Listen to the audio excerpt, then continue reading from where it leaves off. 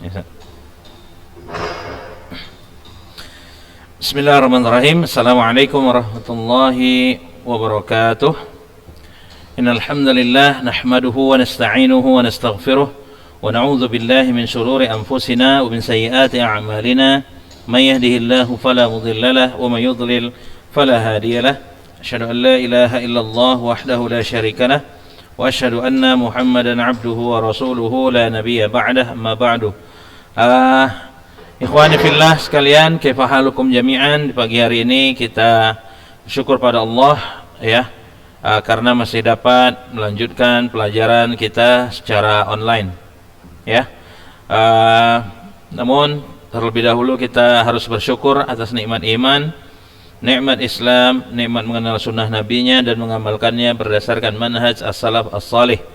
Karena ini adalah nikmat terbesar yang menentukan kebahagiaan hidup kita di dunia maupun di akhirat nanti ya, dimana semua hal duniawi yang kita miliki tidak akan berguna di akhirat nanti kecuali apabila kita memiliki ya dua hal, yaitu keikhlasan beribadah pada Allah dan benarnya ibadah kita ya berdasarkan sunnah nabinya.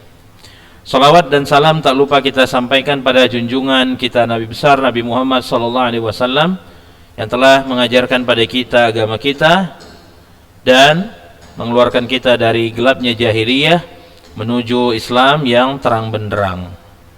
Iya. Nah, kita akan melanjutkan materi yang kemarin ya. Ini masih berkenaan tentang an-nahyu ya, an-nahyu. Oke, sekarang kita sambung.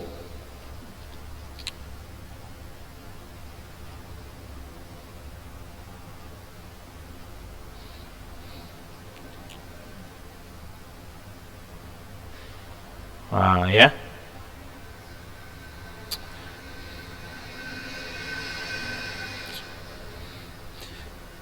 Nah, sekarang kita lihat di halaman 59. Oke. Jadi an-nahyu itu bisa keluar kepada makna yang 13 ini, ya, makna yang ke-13. Yakni at-tasliyah wa was-sabr. Ya, at-tasliyah wa was-sabr. Antum lihat sini. Apa artinya? Ya, tasliyah itu hiburan, was-sabr itu adalah sabar, ya. Ka qaulihi ta'ala, seperti dalam firman Allah ya, apa bunyinya? Ya ayyuhar rasul ya, la yahzunka alladhina yusari'una fil kufri minal ladhina qalu amanna bi afwahihim wa lam tu'min qulubuhum. Ya, di sini Allah mengatakan ya, kalau diartikan ke dalam bahasa Indonesia ya, makna dari ayat Al-Quran itu begini kira-kira. Wahai Rasul ya, janganlah kau bersedih ya terhadap atau karena janganlah kau bersedih oleh perbuatan ya orang-orang yang bersegera melakukan kekufuran. Siapa orang-orang yang bersegera melakukan kekufuran ini? Minal ladzina qalu amanna bi afwahihim, yakni orang-orang yang mengatakan kami beriman dengan lidah mereka, walam tu'min qulubuhum, tapi hati mereka itu tidak beriman. Ya, nasallallahu as-salama wal afiyah min hadza as-sifah as-sayyi'ah. Ya. Nah, fa inna Allah azza wa jalla yusalli an-nabiyya lima asabahu min al-huzni bisababi kufri qaumihi. Ya, di sini Allah Subhanahu wa taala sedang menghibur nabinya sallallahu alaihi wasallam. Ya, kenapa Allah menghibur Nabi? Karena beliau merasa sangat sedih dengan kekufuran kaumnya. Ya. Ini Allah sedang menghibur dan Allah memerintahkan Nabi untuk bersabar. Ya. Nah, di sini bentuknya adalah bentuk nahi. Ya. La yahzunka. Ya. La yahzunka alladhina yusari'una fil kufri.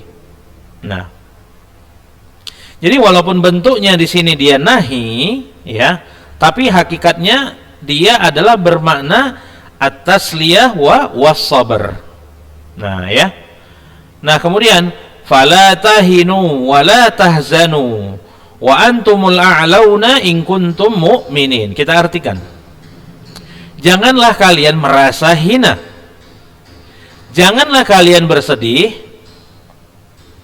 karena hakikatnya kalian adalah orang yang tinggi derajatnya kalau kalian itu orang beriman. Nah, di sini Allah sedang menghibur para pengikut Nabi di masa-masa awal keislaman mereka. Antum perhatikan ya, sahabat Nabi di awal-awal Nabi berdakwah itu kebanyakan pengikutnya adalah orang-orang yang miskin, orang-orang yang status sosialnya itu rendah di tengah-tengah kaum Quraisy. Bahkan di antara mereka ada yang budak seperti Bilal bin Rabah. Nah, tapi Allah menghibur mereka dan juga agar mereka bersabar atas ujian yang Allah timpakan kepada mereka dikarenakan keimanan mereka. Ya, maka Allah mengatakan wala tahinu, jangan kalian merasa hina, jangan kalian bersedih. Wa antumul a'launa in kuntum mu'minin, karena kalian adalah orang yang derajatnya tinggi kalau kalian beriman. Ya, dengan iman, ya, apa yang terjadi? Antum perhatikan sejarah Islam. Rasulullah beserta para sahabatnya itu berhasil menaklukkan Mekah dan menjadikan Makkah dan Madinah sebagai negeri Islam. Padahal mereka adalah kaum yang paling rendah derajat sosialnya secara duniawi. Tapi Allah tidaklah mendustakan janjinya dan Allah menjadikan mereka orang-orang yang tinggi derajatnya di dunia dan di akhirat dikarenakan keimanan mereka kepada Allah Azza wa Jalla.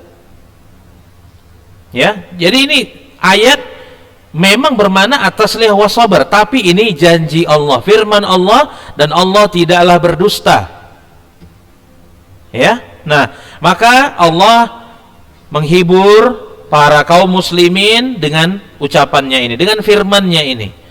Nah, kembali ke pelajaran kita, wala tahinu, ya. Ini bentuknya adalah sighatun nahyi, adalah kemudian ada fi'il mudhari. Fi'il mudhari al-musaddar bila an-nahiyah. Ya. Nah, thayyib. Kemudian saddu dzari'ah wa qat'ul wasilah. Jadi makna yang ke-14 dari an-nahi, ya, nahi itu bisa bermakna sebagai saddu dzari'ah. Ya, menutup potensi atau menutup kemungkinan-kemungkinan dan memutus sarana-sarana. Maksudnya apa? Contoh, lihat di sini. Kaqaulihi ta'ala, "Wa la taqrabu hadhihi asy-syajarata fatakuna minaz zalimin." Allah berfirman kepada Nabi Adam dan istrinya, "Janganlah kalian mendekati pohon ini dan kalian menjadi orang-orang yang zalim." Lihat di sini. Ya, yang dilarang itu sebenarnya makan buahnya atau sekedar mendekati pohonnya. Yang dilarang itu makan buahnya, buah yang terlarang yang di dalam Al-Quran itu, yang kisahnya masyhur, ya, insya Allah antum udah tahu semua. Ya, yang dilarang itu memakan buahnya, tapi ya Allah karena ilmunya yang meliputi segala hal, ya, maka Allah tidak saja melarang memakan buahnya, bahkan mendekati pohon tersebut pun Allah larang. Makanya di sini fungsi dari nahi di sini adalah sadduz dzari'ah wa qat'ul wasilah. Bagaimana Nabi Adam dan Hawa dapat memakan buah yang dilarang tersebut kalau mereka nggak mendekati pohon? Nah, otomatis maka mendekati pohon itu adalah jalan untuk bisa memakan buah terlarang tersebut. Nah, Allah bahkan sampai melarang dari mendekatinya, bukan saja memakan buahnya.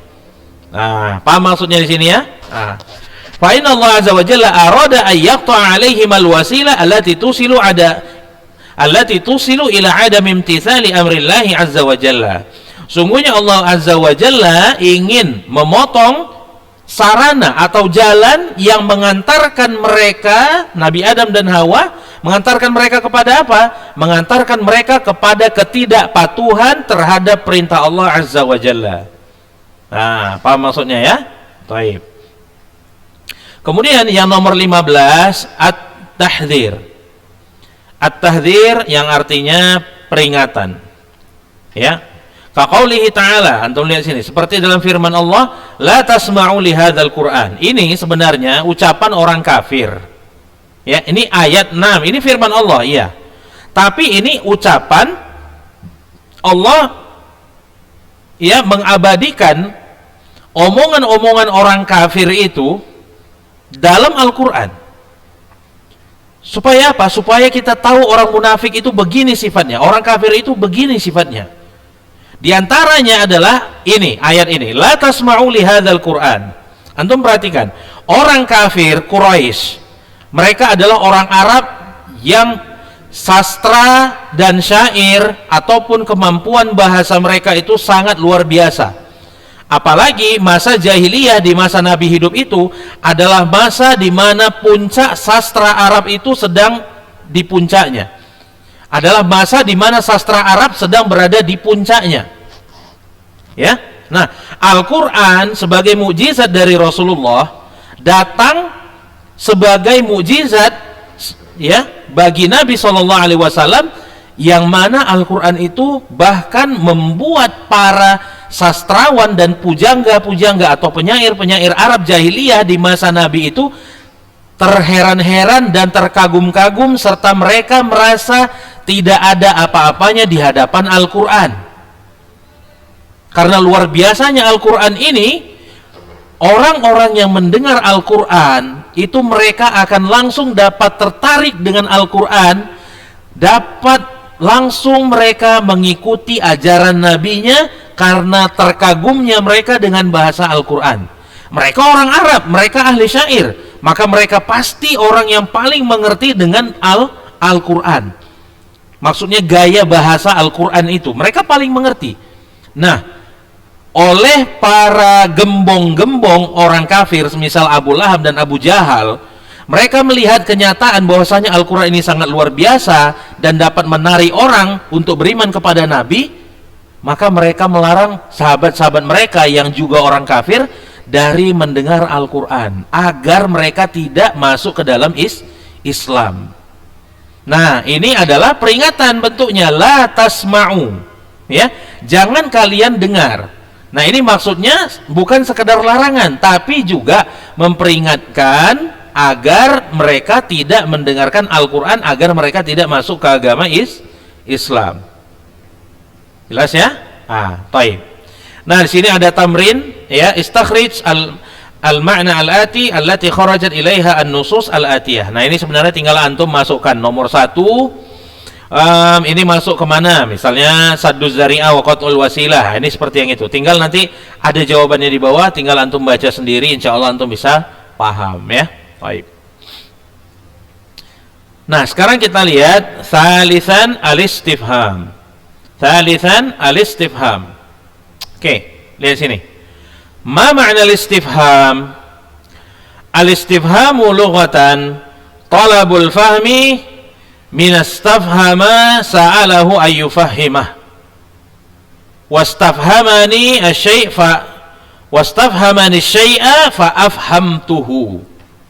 Oke. Sekarang kita masuk al-istifham. Baik.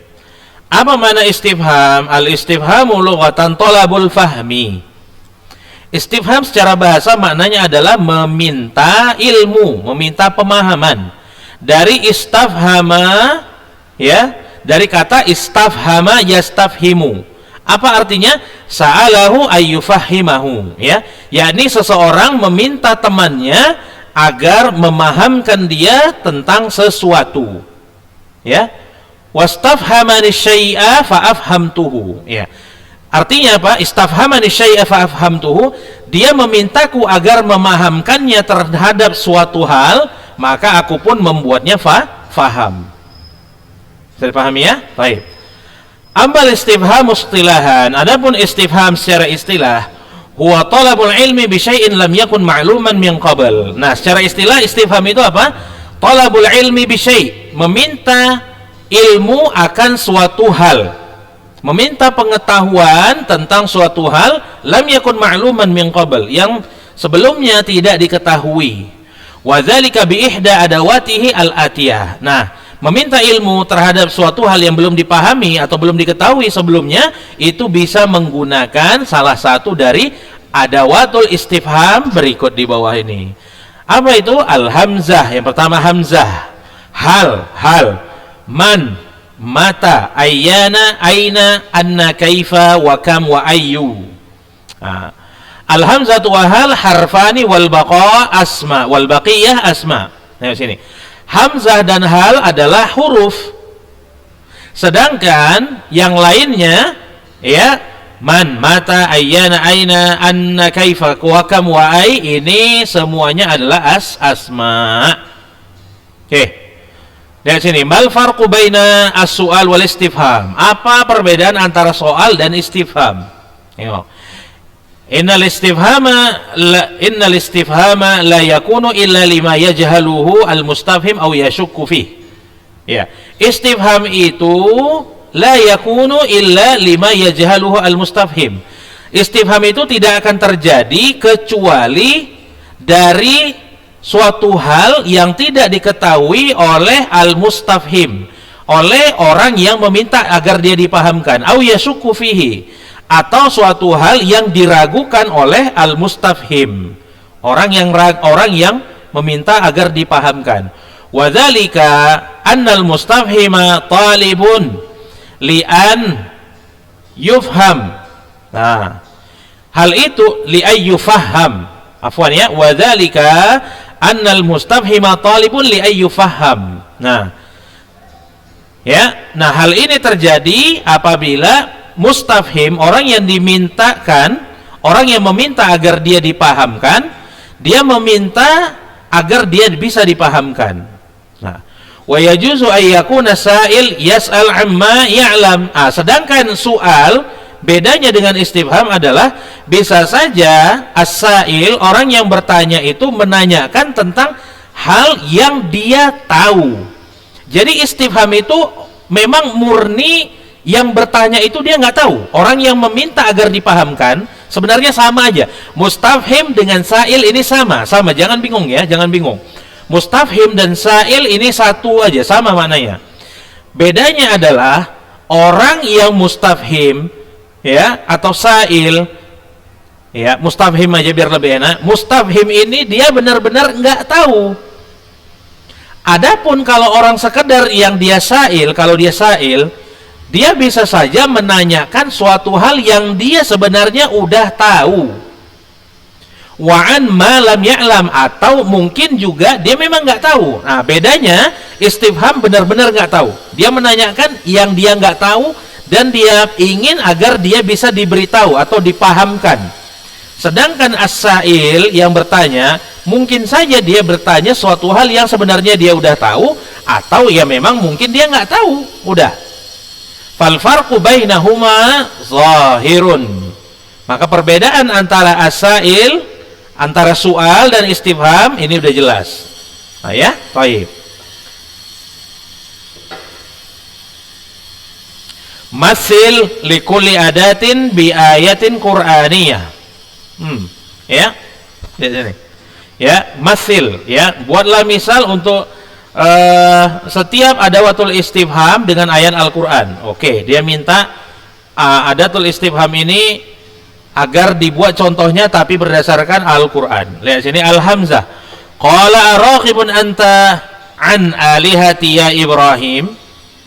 Kemudian hal, fahal antum muntahun, ma am madza kuntum ta'malun, man fa'ala hadza bi alihatina. Kemudian ayyana yas'aluna ayyana yaumaddin. Aina syurakaukum alladzi kuntum taz'umun?